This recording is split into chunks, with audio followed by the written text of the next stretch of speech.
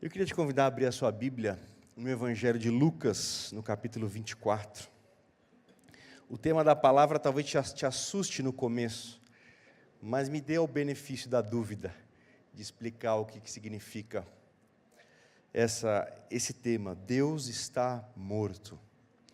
Uma das frases mais famosas do século XX. E eu queria partir dessa frase para lermos esse texto. Os discípulos a caminho de Emaús. Lucas, capítulo 24, versos de 13 a 24. Diz assim: Naquele mesmo dia, ou seja, o domingo da ressurreição, dois discípulos, estavam indo para um povoado chamado Emaús, a 11 quilômetros de Jerusalém. No caminho conversavam a respeito de tudo o que havia acontecido. Enquanto conversavam e discutiam, o próprio Jesus se aproximou e começou a caminhar com eles. Mas os olhos deles foram impedidos de reconhecê-lo. Ele lhes perguntou: sobre o que vocês estão discutindo enquanto caminham? Eles pararam, com os rostos entristecidos. Um deles, chamado Cleopas, perguntou-lhe: você é o único visitante em Jerusalém que não sabe das coisas que ali aconteceram nestes dias? Que coisas? Perguntou Jesus. O que aconteceu com Jesus de Nazaré? Responderam eles. Ele era um profeta, poderoso em palavras e em obras diante de Deus e diante de todo o povo.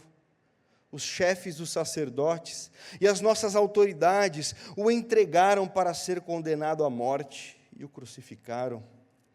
E nós esperávamos que era ele que ia trazer a redenção a Israel.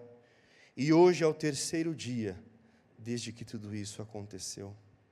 Algumas mulheres entre nós nos deram um susto hoje. Foram de manhã e não acharam o corpo dele.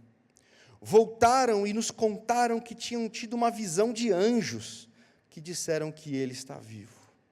Alguns dos nossos companheiros foram ao sepulcro e encontraram tudo exatamente como as mulheres tinham dito, mas não o viram.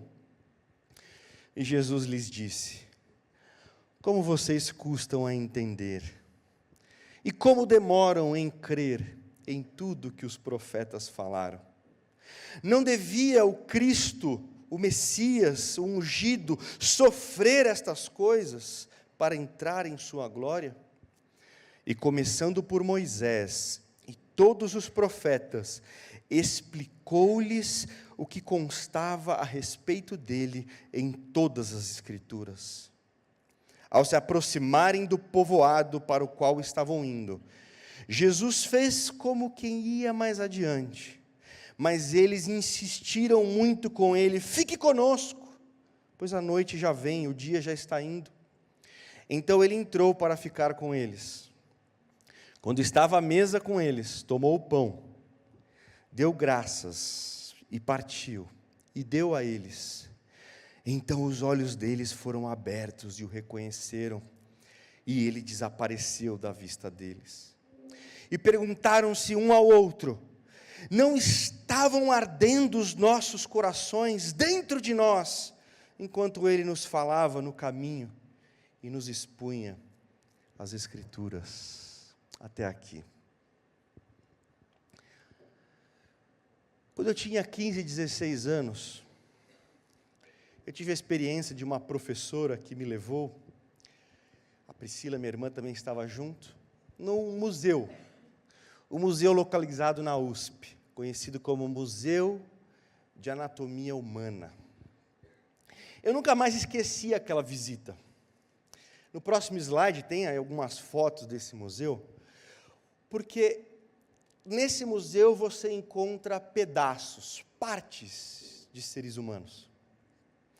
Até hoje ainda eu tenho a memória de um pote de vidro com a cabeça de uma menina de 16 anos, só a cabeça. E segundo a direção do museu, ela já estava ali há 60 anos. E em cada vitral, em cada expositor que aparecia, você olhava um pedaço de uma parte do ser humano. De forma que, se você juntasse todas aquelas partes, você conseguiria constituir o corpo de muitos seres humanos. Mas a verdade é de que quem visita esse lugar não encontra um ser humano sequer. Apenas pedaços que não falam da grandeza do todo, do mistério do todo, da complexidade do todo. São apenas fragmentos de algo que, separados, praticamente falam nada daquilo que representa o ser humano como um todo. A Bíblia, quando fala do homem, do ser humano, ela trata como um grande mistério complexo. É um ser de intelecto único, questionador das perguntas mais profundas da humanidade. Quem sou eu? De onde eu vim? Por que eu estou aqui? Qual é a maneira correta de viver? Para onde eu vou? Qual que é o significado, o sentido e o propósito da vida? Mas a Bíblia não diz que o homem é só intelecto. O homem também é um ser moral, ético, do certo, do errado, do dever ser e não apenas do ser. O homem também é apresentado como um ser criativo, artístico. Você vê na música, você vê na literatura, você vê na arquitetura, obras de arte, criações que esse ser produz. Ele também é um ser estético, que paralisa diante do belo, sem nenhum propósito, só porque é belo. Nós paramos, contemplamos e admiramos. Mas o homem também é um ser transcendente, um ser espiritual, um ser que sabe que a matéria não limita toda a realidade, que nem só de pão vive o homem, mas existe mais, existe esse senso do espiritual, do eterno, deste vazio de Deus colocado no nosso coração. O homem também é um ser relacional, ele se relaciona com Deus, com as pessoas, com a criação. Por isso, quando alguém entra num museu como esse, e contempla fragmentos do homem, em nenhum momento estes fragmentos falam do mistério, da grandeza e da complexidade do ser humano. É por isso que a Bíblia diz que quando nós amamos a Deus com o nosso coração, com a nossa alma, com o nosso entendimento, com a nossa força. A Bíblia olha para o homem como um ser complexo, amplo e misterioso. Samuel, por que você está dizendo isso? Porque quando nós fragmentamos o homem, como nesse museu, ou durante a história humana, filosofias humanas escolheram uma faceta do homem. Por exemplo, a época conhecida como iluminismo escolheu a razão. O homem é o ser que pensa, e a razão está acima de todas as outras faculdades do ser humano.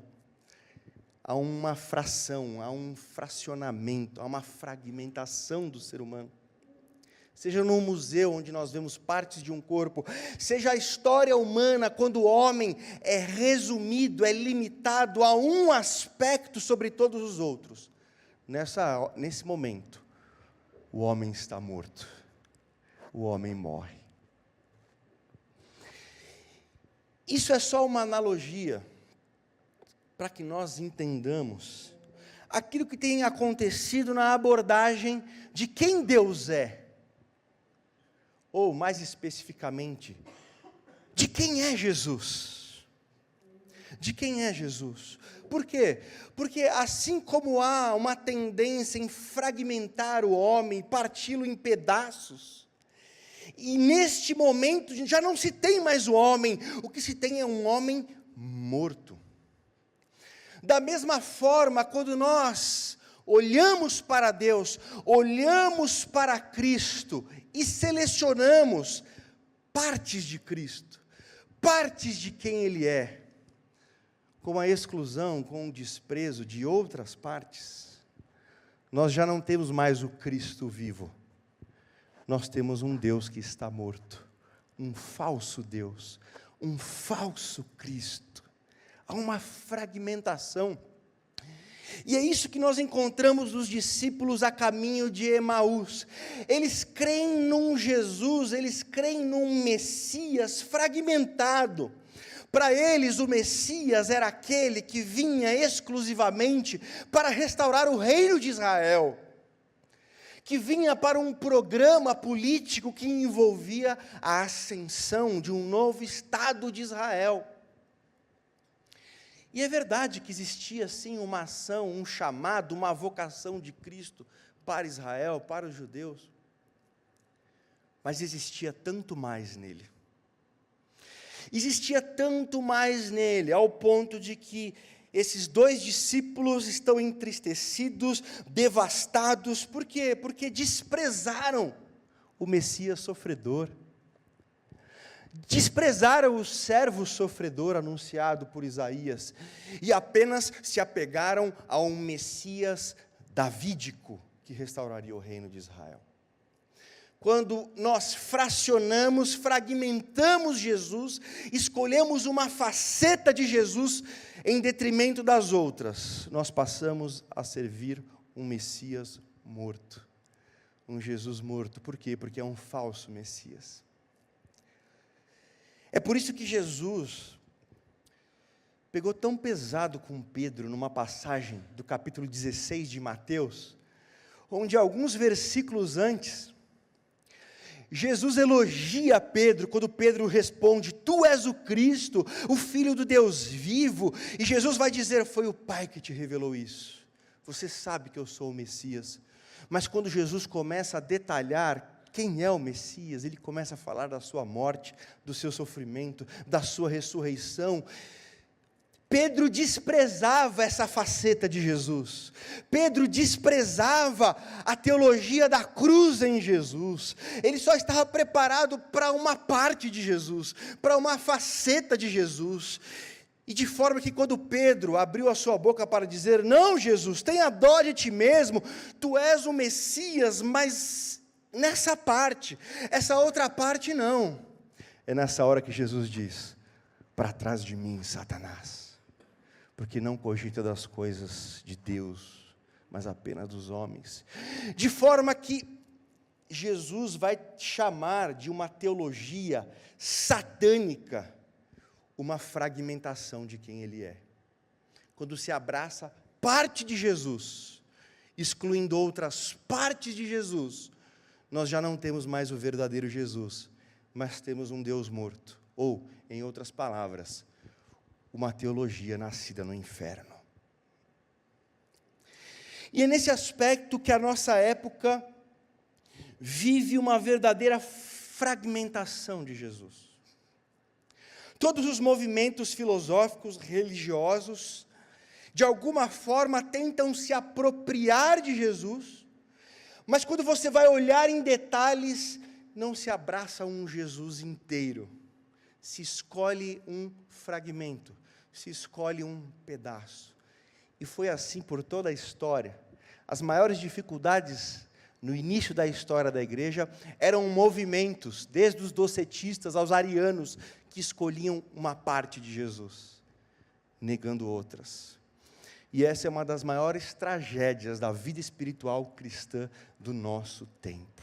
Uma escolha, como se Cristo fosse um cardápio, que nós pudéssemos escolher o tempero, as partes, e pudéssemos descartar outras que não são do nosso agrado, que não são do nosso desejo, que não apetecem o nosso paladar. Tentativas de fragmentar Jesus. Quantas vezes ouvimos grupos e pessoas e cristãos falarem de Jesus como se ele fosse um ursinho puff, um ursinho carinhoso, um verdadeiro monge Nutella, que de alguma forma no final dos tempos vai salvar todo mundo. Um verdadeiro avô celestial que simplesmente universalizou a salvação de todos, e não importa o que foi, o que aconteceu, no fim das contas tudo vai acabar em pizza. E existem textos que falam de um Jesus bondoso, de um Jesus manso, de Jesus humilde, de um Jesus compassivo. Mas a nossa época parece só gostar desse Jesus. Mas o Evangelho não fala só desse Jesus. Ele é mais complexo que isso. Ele é mais multifacetado do que isso. Eu me lembro de Chesterton dizendo, num dos seus livros, ele diz assim: chega a me causar calafrios. Eu sinto o meu sangue gelar, e eu fico petrificado só de imaginar virar uma esquina e lidar de cara com Jesus, no momento em que ele olhava no fundo dos olhos de um hipócrita. Nos olhos de Jesus, quando ele olhava para alguém e dizia: vocês têm por pai o diabo. Os olhos de Jesus, quando ele olhava no fundo dos olhos de alguém e dizia: raça de víboras. Ou quando a Bíblia mostra Jesus ali, indignado quando queriam usar pessoas para testá-lo. Será que ele cura no sábado? Será que ele não... Jesus indignado. E esse também é um Jesus dos Evangelhos. Mas a gente às vezes gosta só de uma faceta de Jesus. Sistemas políticos ou até econômicos e sociais querem raptar Jesus para o seu quadradinho. Que socialista não bateria palmas para Judas, quando Judas sugeriu que o perfume com o qual a mulher lavava os pés de Jesus deveria ser vendido e dado aos pobres?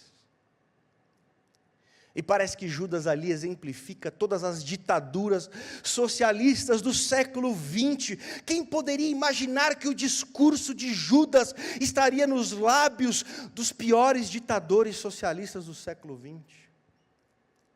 E quando um capitalista pensasse em falar, então Jesus é o capitalista selvagem, ele vinha e dizia a um homem rico: vai, vende tudo e dá aos pobres, e segue-me. Que capitalista não treme ao ler um texto como esse? Por quê? Porque Jesus não cabe nos sistemas econômicos, sociais, que tentam apropriá-lo, diminuí-lo, esmagá-lo para dentro de suas ideologias. A gente vive uma época de dois extremos. Há um grupo que defende que a justiça social é um absoluto, mas que a moralidade sexual, por exemplo, é relativa. Se você ajuda os pobres, se você dá cestas básicas, se você luta contra injustiças sociais, você está do lado de Jesus, não importa o que você faça com o seu corpo, com a sua sexualidade.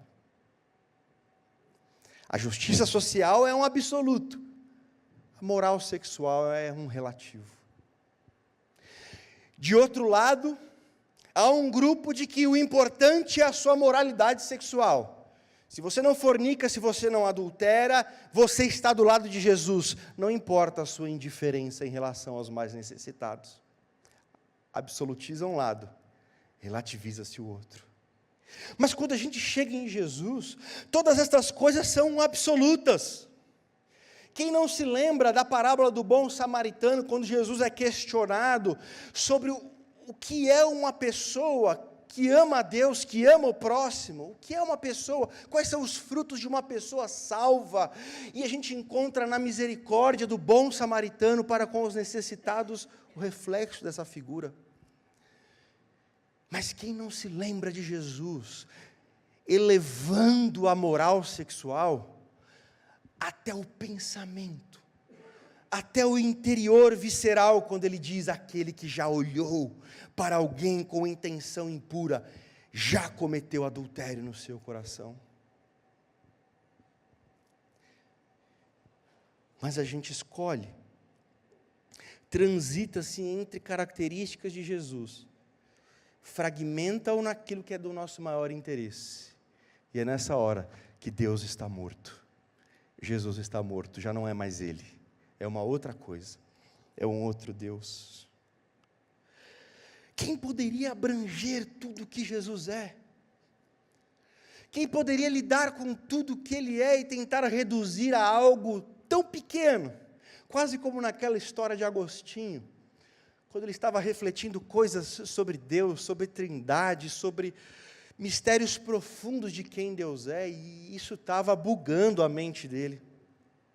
Há uma história de que ele foi à praia caminhar, e na praia ele viu um menino cavando um buraco, indo no mar, com um recipiente, pegando uma concha de água, colocando no seu buraquinho, voltando ao mar, e fazendo isso tantas vezes que Agostinho se aproximou do menino para perguntar: menino, o que você está fazendo?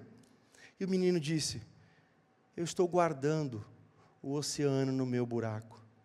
Mas isso é impossível, o oceano inteiro não cabe no seu buraco.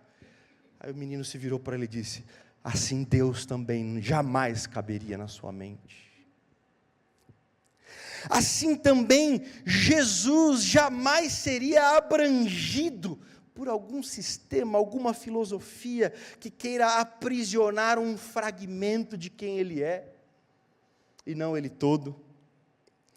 Quem poderia explicar a presença de Jesus, que atraía as crianças, um Jesus para quem as crianças olhavam e se sentiam encantadas, e o maior líder dos discípulos, Pedro, em Lucas capítulo 5, afasta-te de mim, porque eu não suporto a tua presença, eu sou um homem pecador. Como explicar as crianças se sentindo tão bem-vindas e o líder dos discípulos tão rechaçado por essa presença? Quem poderia explicar os paradoxos do Evangelho de um aprendiz de carpinteiro, falando de temas que até hoje são fundamentais para a sobrevivência emocional? As coisas que Jesus disse sobre a ansiedade, sobre o ativismo de Marta, são mais relevantes hoje no nosso tempo até do que foram há mais de 2000 anos. Um aprendiz de carpinteiro, ensinando os maiores paradoxos de que a verdadeira grandeza está no serviço, de que felizes são os que choram, de que se o grão de trigo não morrer, não viverá, e que a verdadeira vida passa por um tipo de morte. Quem poderia lidar com todas essas verdades que há 2000 anos são estudadas, mas nunca são esgotadas? Quem poderia lidar? Quem poderia entender a agenda de Jesus? Que quando uma pessoa se dirigiu a ele, em Mateus capítulo 8, versículo 20, Jesus, eu vou te seguir, o que ele disse? As aves têm os seus ninhos, as raposas têm os seus covis, mas o Filho do Homem não tem onde recostar a cabeça. O que Jesus está dizendo aqui é: as aves, a águia romana, o símbolo do Império Romano, as raposas, símbolo da dinastia herodiana. Lembre-se quando Jesus disse para Herodes: fale para aquela raposa. O que Jesus está dizendo: o Império Romano não me interessa, o Império Herodiano não me interessa, o meu reino não tem a ver com estes programas políticos de Roma e de Herodes. Eu tenho um outro programa, mas ao mesmo tempo, em Marcos capítulo 5, quando Jairo chega para Jesus, Jesus, a minha filha está doente, ela tem 12 anos, e Jesus disse: eu vou com você curar a sua filha. E a gente descobre que Jesus poderia ter curado de longe, mas que ele justamente vai com Lázaro para dar oportunidade a uma mulher com fluxo de sangue, rejeitada, excluída, considerada imunda na sociedade, para que ela pudesse tocá-lo. Uma mulher que há 12 anos tinha um fluxo de sangue, e Jesus olha para ela e diz: filha, a tua fé te salvou. O que estava acontecendo ali? Jesus muda toda a sua agenda, para que Jairo pudesse ver que o sofrimento de sua filha não era a única filha sofrendo na história. Era como se Jesus estivesse dizendo, sem palavras para Jairo: Jairo, você tem uma filha de 12 anos, e quando ela nasceu, a minha filha já estava sofrendo. Jairo, quando a sua filha nasceu, você, Jairo, chefe da sinagoga, responsável espiritual por essa região, faz 12 anos que a minha filha está sofrendo. E onde estava você, Jairo? Jairo, eu vou com você cuidar da sua filha, mas Jairo, cuide da minha filha também, porque quando a sua filha aprendeu a andar, aprendeu a falar e estava crescendo, a minha filha já estava sofrendo. Como pode ele bater de ombros para o Império Romano, para o Império Herodiano e mudar toda a sua agenda para lidar com uma mulher, conhecida como uma mulher imunda na época? Quem pode explicar algo assim? Quem poderia criar algo assim? E como poderia alguém se ver no direito de fracionar, de fragmentar Jesus para ser apenas uma coisa? Quem poderia entender a profecia de Zacarias, quando ele disse: aí vem o seu rei, vitorioso, mas humilde? Como funcionaria? Como estas duas coisas se completariam tanto em uma pessoa, um grande rei, mas extremamente humilde? Quem poderia entender os anjos cantando glória a Deus às alturas, paz na terra, e dizendo aos pastores: nasceu na cidade de Davi o Salvador, que é Cristo, que é o Messias, que é o Senhor, e isto vos será por sinal: encontrareis um bebê envolto a panos, como foi cantado. Quem poderia, antes de entender, de ler, de conhecer Jesus, associar um bebê com aquele que vem sobre as nuvens com poder e glória? Quem poderia? Quem poderia entender que não há diferença do bebê numa manjedoura? Quem poderia, antes de conhecer Jesus, associar a figura do leão e do cordeiro como sendo a mesma pessoa? Que complexidade, que grandeza, que abrange todos os extremos, mas não pode ser resumido a nenhum deles. Quem poderia imaginar que o mesmo Jesus que em João capítulo 13 estava agachado, lavando os pés de Pedro, de Judas, de pescadores, e ao mesmo tempo era o mesmo Jesus que dizia: eu sou a ressurreição e a vida, eu sou o caminho, a verdade e a vida, antes que Abraão existisse, eu sou. Que o mesmo Jesus que tomou o lugar de um escravo para lavar os pés daqueles pescadores rudes, era o mesmo Jesus que estava no Êxodo libertando os escravos da escravidão de Faraó. Quem poderia imaginar? Quem poderia resumir? Quem poderia conter isso em palavras? Que filosofia, que tradição teológica sozinha poderia esgotar tantas coisas? É por isso que quando a gente ouve: não, Jesus é mais um líder espiritual. Não, não é. Não existe nada a ver entre Jesus e Maomé, nada a ver entre Jesus e Allan Kardec, nada a ver entre Jesus e Buda. Essas figuras são simples demais. Jesus é extremamente multifacetado, extremamente rico, amplo, tão misterioso, de forma que só há uma forma de reter Jesus nos nossos limites: é fragmentá-lo, é escolher um pedaço. Só que é neste momento é que Deus está morto. Já não é mais sobre Jesus, é sobre um Deus feito à nossa imagem e semelhança, um Deus criado por nós. No próximo slide, pode seguir. Essa é a frase famosa desse ateu famoso, Nietzsche: Deus está morto. E às vezes, como cristãos, nós nos ofendemos.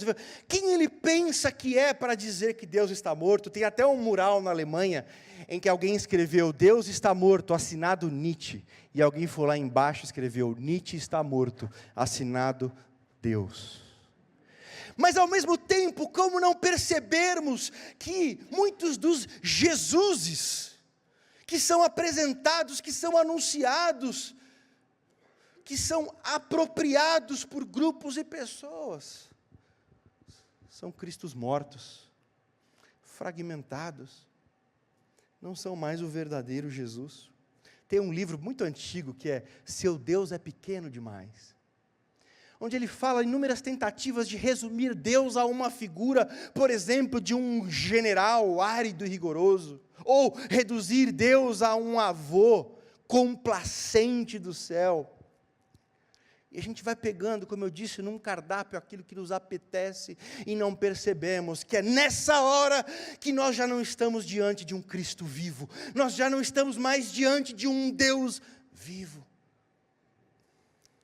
A nossa época reduz Jesus a coach, reduz Jesus a um psicólogo, reduz Jesus a um monge, reduz Jesus a um líder de uma instituição religiosa, como um pastor. E é por isso que a nossa geração nunca foi tão idólatra. Por que que há tanta devoção a políticos?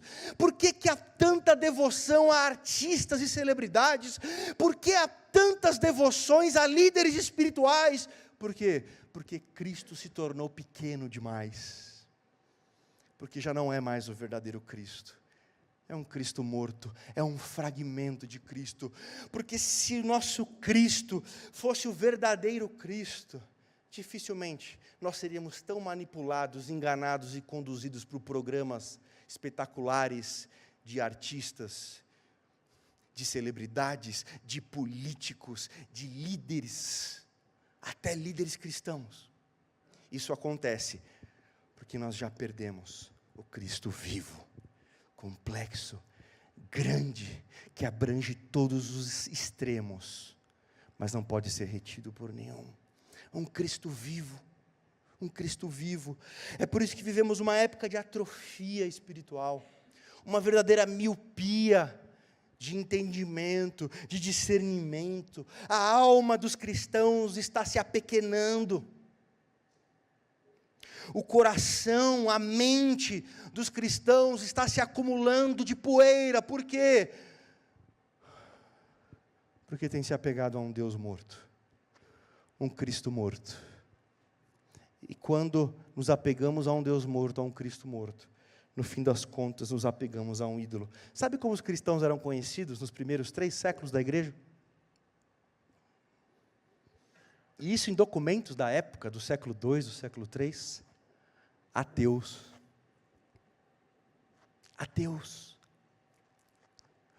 Por quê? Porque todo o cardápio de deuses que eram apresentados aos cristãos nas divindades greco-romanas, quando esse cardápio era colocado diante dos cristãos, eles olhavam toda aquela gama de temas, de matérias, de especialidades daqueles deuses, eles olhavam. Nenhum deles é o Cristo. Nós não cremos nisso. Nós só cremos em um Deus. E Ele não se parece com nenhum desses. É quase como naquele filme de 2012, né? Os Vingadores. Pô, Samuel, que bobagem esse exemplo. Calma. Tem uma cena em que o Capitão América, ele vai ter que descer do avião para enfrentar ali uns Homem de Ferro, Thor, aqueles negócios. Aí uma moça no filme diz para ele: Capitão América, não se envolve nisso. Essas figuras são deuses. Aí o Capitão América responde assim: moça, eu só conheço um Deus, e Ele não se veste assim. Será que não é hora de nós sermos um pouco mais ateus em relação a esses falsos cristos, em relação a esses falsos deuses que vão sendo criados, que vão sendo manipulados? E é o que Jesus Deixa eu mostrar esse slide, essa citação é bastante importante. Deve ter havido algo, não apenas misterioso, mas multifacetado em Cristo. Se tantos Cristos menores podem ser retirados dele, parece que Cristo realmente abrangeu mais coisas do que eles poderiam esperar. Nós esperávamos que ele fosse o Messias que faria isso. Esperaram um pouco. Jesus era mais. Existia mais. E só havia um jeito de eles entenderem isso. Suas almas serem esticadas. Seus olhos serem abertos. A minha oração é que nós não peguemos estes pequenos, esses Cristos menores, Cristos mortos, fragmentos, e façamos desse fragmento o nosso todo, o nosso ídolo. No próximo slide, Martin Lloyd Jones, ele diz: o diabo é o pai de todos os extremos. O maior desafio do diabo não é te fazer não crer em Deus, ou não crer em Jesus, mas é fazer com que eu e você nos apeguemos apenas àquelas facetas que nos interessam, aquelas facetas das quais gostamos, das quais nos identificamos, e venhamos a perder toda a complexidade que é Jesus. A morte do mosaico, a morte de um mosaico, acontece quando você se apega apenas a um pedaço do mosaico. A morte de um vitral acontece quando você se apega apenas a uma cor. A morte de uma sinfonia acontece a hora que você se apega apenas a um acorde. Que o nosso Cristo seja recebido, seja amado completamente, inteiramente, como um vitral, como um mosaico completo, ou como uma sinfonia. Porque aí sabe o que acontece quando nós nos apegamos ao Cristo de verdade? Pode passar. Esse texto diz que Jesus se explicou completamente a eles. E aí no próximo texto que nós já lemos, pode passar. Não estavam ardendo os nossos corações dentro de nós. É que quando a gente está com Cristo vivo, as coisas acontecem. Corações ardem de verdade. Realidade acontece em nós. Em nós. Apenas o Cristo vivo pode ir além das máscaras, da fachada, da casca. Ir até o profundo das nossas vidas e fazer ali arder. Arder para salvar, arder para restaurar, arder para curar, arder para trazer vida. Que o seu Deus, que meu Deus não seja um Deus morto. E nosso Cristo não seja um Cristo morto, mas seja o Cristo que nós realmente possamos chamar de Senhor. E dizer: Jesus, Tu és tão mais, então decide por mim. Além das minhas compreensões, das minhas emoções, seja Senhor das minhas decisões. Seja o meu Salvador, Jesus, porque o meu buraco é fundo demais. Apenas o Senhor completo pode descer nesse buraco. Seja o meu tesouro, reorganiza os meus desejos, as minhas afeições, os meus gostos, as minhas prioridades.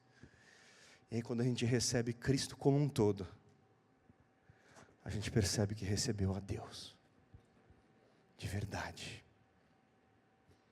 Que o Espírito Santo nos livre de toda fragmentação, de toda tentativa de apequenar Jesus ao nosso gosto. Ou nós o recebemos por completo, ou nós não o teremos de forma nenhuma. Eu pedi para o Estênio cantar uma canção, agora no final da palavra, que fala um pouco desse sentimento em relação a Jesus. Porque, queridos, só esse Jesus completo faz os nossos joelhos quererem se dobrar. Todos os outros Cristos se dobram aos nossos pés. Por quê? Porque são falsos cristos. Mas diante do verdadeiro Cristo, são os nossos joelhos que procuram refúgio aos pés do Salvador e do Senhor. Ouça essa canção, Prelúdio para Deus Homem, e que essa canção traga essa presença de Cristo diante de nós.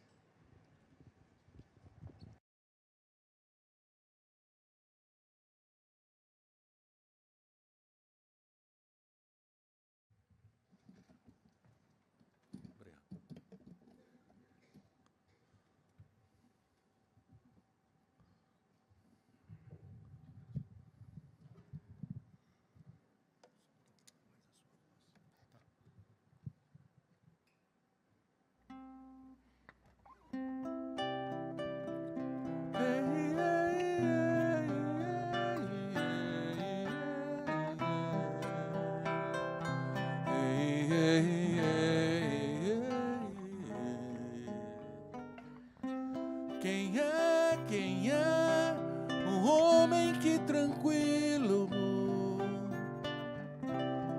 ressona e sonha em meio à tempestade? Quem é, parece tão indiferente à violência das ondas que podem tragá-lo. Talvez não deva ser outro esse homem no barco ao meu lado, é Deus. Ei, ei, ei,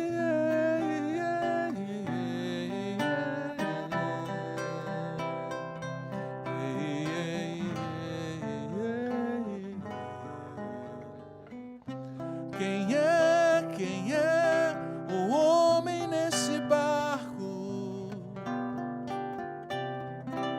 Quem é o mar e o vento lhe obedecem?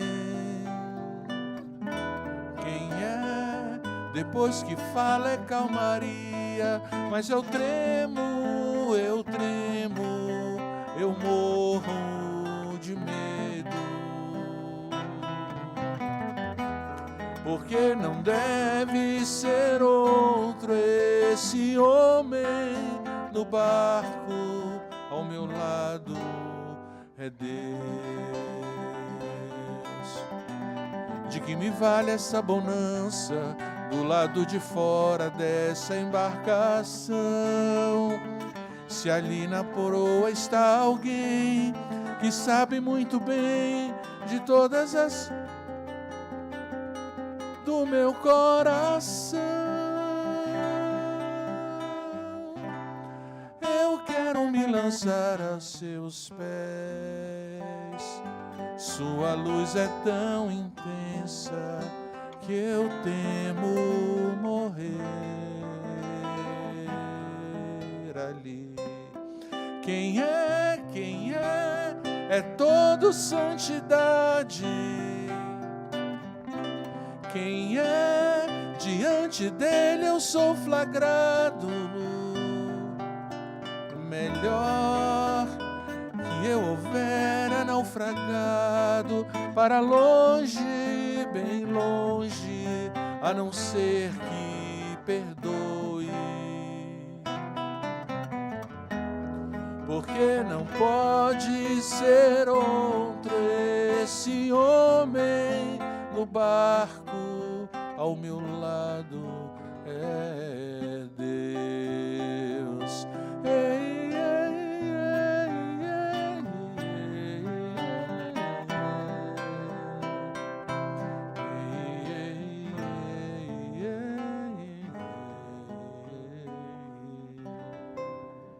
Você poderia se colocar de pé, vamos orar. A primeira parte dos mandamentos de Deus é: não terás outros deuses diante de mim. Não tenhamos falsos cristos diante de nós. Senhor, se aproprie do nosso coração. Nosso coração é o teu trono. Mas que seja do Cristo verdadeiro, do Cristo vivo, complexo como um mosaico, como um vitral, como uma sinfonia, capaz de abranger tudo e não ser limitado por nada. Esse é o Deus diante do qual nos prostramos. Esse Cristo que o apóstolo Paulo conheceu e pesou com toda a sua religiosidade, pesou com toda a sua filosofia grega e decidiu que tudo era esterco se comparado ao Cristo vivo. Aquele Cristo que Paulo conheceu e declarou que todos os tesouros do conhecimento estão escondidos nele. É esse Cristo que queremos conhecer, ó Deus, que queremos viver.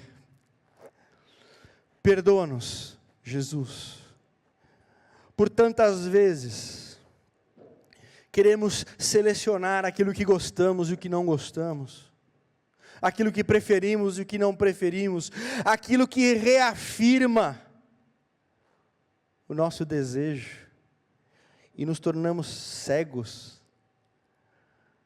para uma imensidão de grandeza que há em Ti. Não nos deixe, Senhor, consumir e sucumbir diante de tantos falsos cristos que são apresentados. Nós só aceitamos, nós só queremos, nós só nos prostramos diante de um Cristo, que é o Cristo vivo. Todos os outros estão mortos. E só houve uma vez que o Senhor se deixou morrer, para ressuscitar para sempre, de uma vez por todas. Por isso nós só reconhecemos um Cristo vivo, um Cristo que sim, algumas vezes faz o nosso coração tremer, mas que assim como Pedro, nós reconhecemos que não temos outro lugar para ir, ou outra presença para estar. Derrama a Tua graça sobre nós, Senhor, livra-nos de toda idolatria, de todos os segmentos da nossa sociedade que fazem vibrar o nosso coração mais do que Cristo. Porque quando isso acontece, quando o nosso coração não arde mais, é porque já não estamos caminhando com Cristo, mas com um Deus morto, com um pedaço, com um fragmento. Cristo todo é o que nós queremos. O pão vivo que desceu do céu, aquele que tem a água, que uma vez bebendo, nunca mais teremos sede. Em nome de Jesus, nós só reconhecemos um Deus, só reconhecemos um Cristo, o Cristo dos Evangelhos. Que todo programa que vise fragmentar, castrar o Evangelho, que nós possamos reconhecer de longe o cheiro de morte, e nos prostramos diante de Ti, Jesus, só diante de Ti, diante de pastor nenhum, diante de político nenhum, diante de artista nenhum, diante de filosofia nenhuma, diante de tradição nenhuma, apenas diante de Cristo. Em nome de Jesus. Amém. Amém. Amados, nós vamos orar para encerrar. Temos um material precioso lá atrás, do Estênio, do Tiago, letras, músicas que falam desse Cristo todo. Que você possa se alimentar, né? Colocar bons materiais nos seus ouvidos, diante dos seus olhos. Você não só estará abençoando a vida desses irmãos, mas estará também semeando coisas boas na sua alma. Então, é um investimento no seu próprio coração. Obrigado, Tiago. Obrigado, Estênio. Obrigado, queridos. Foi um prazer cultuá-lo com os irmãos nessa manhã. Feche seus olhos. Vamos orar uma última vez. Senhor, há 1h30 nós oramos para que esse tempo fosse um tempo Teu, Senhor, para Te agradar. e para transformar o nosso coração também. Que tudo isso tenha ocorrido, Senhor, em cada coração, em cada vida, e que Tu tenha se agradado deste culto.